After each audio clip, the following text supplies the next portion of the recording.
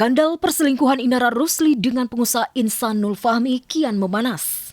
Hubungan terlarang itu tak hanya melibatkan nama Inara, Insan dan Mawa sebagai istri sah, tetapi juga menyeret nama Virgon, mantan suami Inara. Diduga Virgonlah aktor di balik bocornya video CCTV yang berisi adegan mesra antara Inara dengan Insan hingga sampai ke tangan Mawa.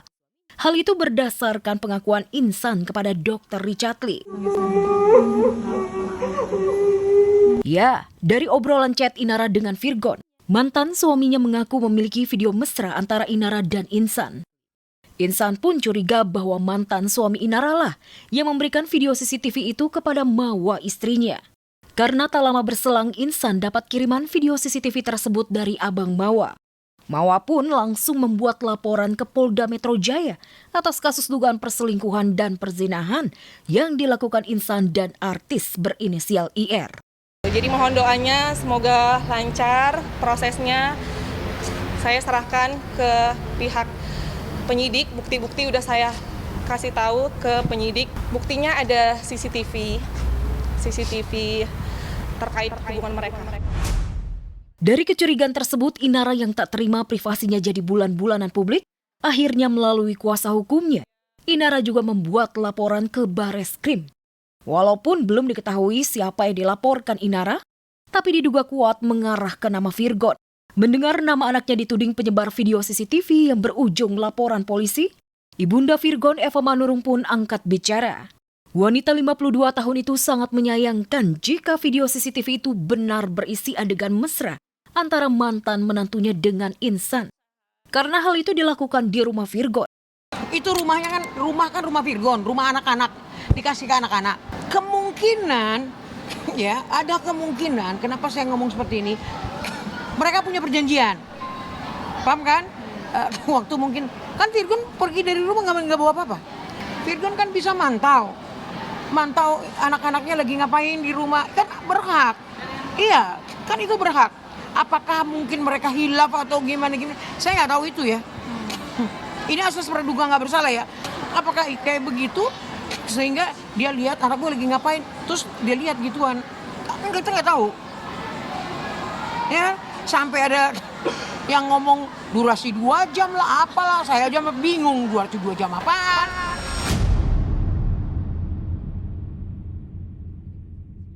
Terkuaknya hubungan gelap Inara dengan Insan sepertinya membuat Inara benar-benar terpuruk. Nama baiknya tercoreng, ia pun harus berhadapan dengan hukum atas tuduhan perselingkuhan dan perzinahan. Kasus lamanya dengan Tenri Ajeng, wanita yang dituduh orang ketiga dalam rumah tangganya dengan Virgon, kembali diungkit. Sementara Mawa istri Insan mendapatkan banyak simpati dari publik. Bahkan Umi Pipik sampai menghadiahi Mawa umroh.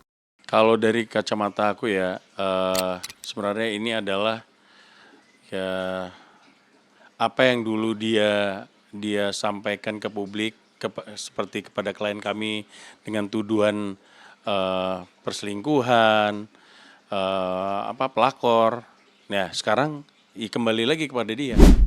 Pemirsa, jelang pernikahannya dengan El Rumi yang digadang-gadang akhir tahun ini, Syifa Haju melakukan ibadah umroh ke Tanah Suci Mekah. Netizen pun ramai menyoroti penampilan Syifa yang mengenakan cadar saat umroh. Netizen sempat terpana melihat aura dari paras cantik Syifa. Namun netizen salah fokus melihat jari manis Syifa yang tak mengenakan cincin pertunangan. Tak ingin dugaan makin melebar, Syifa Haju memberikan klarifikasi bahwa ia memang tidak selalu memakai cincin pertunangan dari El Rumi. Syifa dengan jujur mengakui jika ia orangnya teledor sehingga takut cincin seharga nyaris 1 miliar itu hilang. Sumpah cincin ini tuh kayak I don't really use it all the time with me. Jadi kayak please stop nanyain aku kalau aku lagi gak pakai cincin. Karena aku takut banget, kayak aku tuh orangnya dori abis dan aku clumsy. Jadi kayak kalau misalnya ke tempat yang menurut aku bisa membuat aku teledor tuh nggak aku pakai cincinnya. Walau demikian, Syifa tak putus komunikasi dengan calon suami El Rumi. Dengan jujur juga, El Rumi menjelaskan pada Bunda Maya Estianti jika selama ini mereka tetap menjaga komunikasi untuk sekedar berbagi pengalaman Syifa selama umroh. Sidang lanjutan atas gugatan mantan karyawan Ashanti, Ayu Khairun Nurisa dalam kasus perampasan aset pribadi dan akses ilegal kembali digelar. Sayangnya pihak penggugat justru tidak hadir yang bikin pihak Ashanti sebagai tergugat mempertanyakan keseriusan gugatan Ayu. Dari pihak penggugat ternyata mengonfirmasi tidak hadir nih. Kami sini juga justru mempertanyakan yang terkait dengan sikap dari penggugat. Sebenarnya gugatan ini mau diarahin kemana gitu. Jangan sampai arahnya itu kayak warna baju saya hari ini, abu-abu. Kita nggak jelas nih mau serius atau enggak. Gugatan Ayu terhadap Ashanti terkesan abu-abu. Pihak Ashanti juga mempertanyakan bagaimana mungkin Ayu menggugat mencari keadilan kalau dalam prosesnya saja seolah tak serius. Kalau terkait dengan kenapa terkesan seperti nggak serius gitu, ya mungkin memang dari awal itikat dia untuk mengajukan gugatan ini memang gugatan tidak baik gitu. Kalau dikenal dalam istilah hukum mungkin vexatious lawsuit gitu bisa dicari. Itu memang gugatan yang ditujukan bukan untuk mencari keadilan, tapi memang untuk merendahkan atau merugikan dari pihak lain. Dia laporannya kan banyak banget, tapi alhamdulillah sih.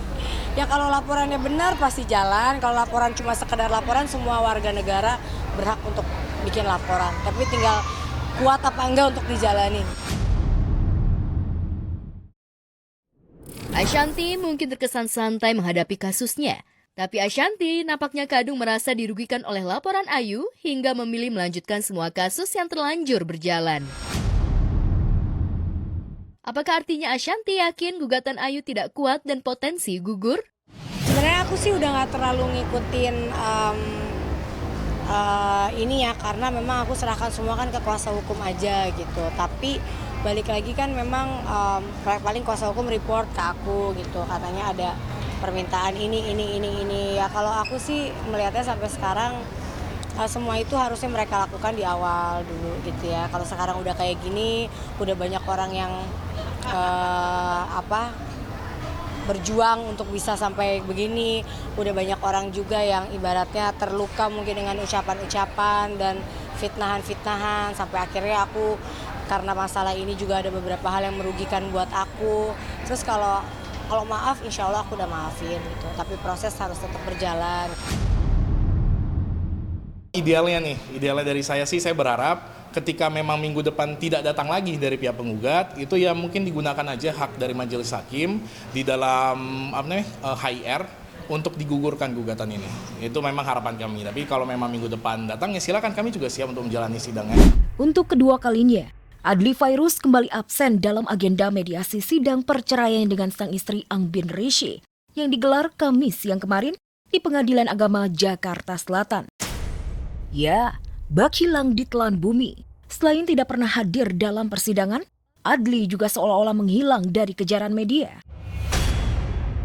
Klien kami Ibu Angbin hari ini tidak berhadir karena ada agenda seperti itu, kesibukan di luar. Pada niatnya itu beliau ingin hadir, tapi karena kan dari pihak tergugat ini belum pasti hadir, makanya Ibu Angbin hari ini tidak berhadir. Memang sudah dipanggil secara sah dan patuh sebanyak 2 kali, maka persidangan tetap dilanjutkan. Kami dari penggugat telah menghadirkan saksi, bukti untuk agenda selanjutnya adalah putusan di tanggal 11 Desember 2025.